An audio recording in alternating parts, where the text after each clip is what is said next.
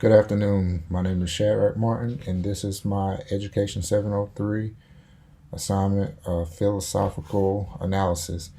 The person I chose for my analysis is Thomas Jefferson. He was born in 1743 in Shadewell, Virginia.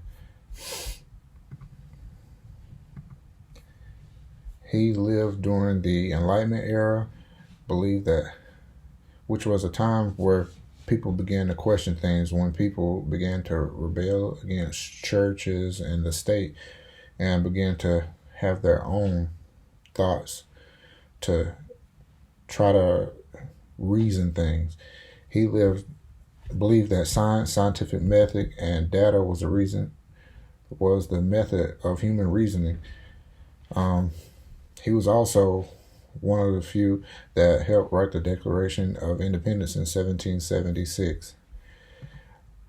His educational philosophy was that he believed in a system ruled by the people, because he saw how it was growing up in Virginia, that everyone didn't have the same opportunities to be able to read and learn math with literacy and arithmetic that he was around.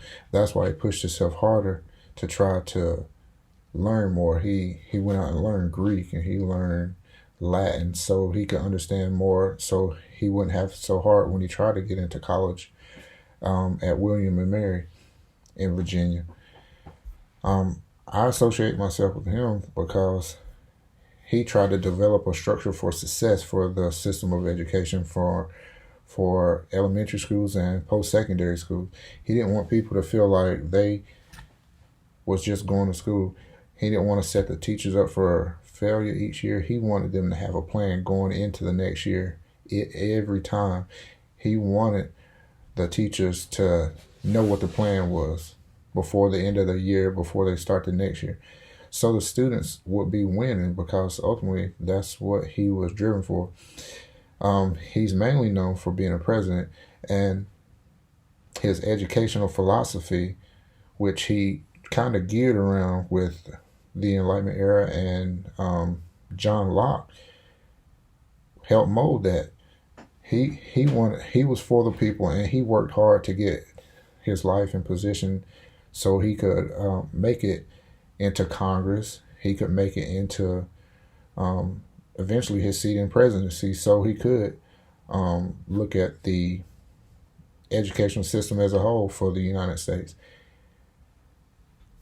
And that's how I think it is today. I think the education system and how it is right now is it's more geared. Seems like it's a business, because if nobody's making money and so many charter schools are going up, then the people are not worried about the students making or getting good grades or the education that they're learning. They're not so much worried about equal opportunity for all students. It seems like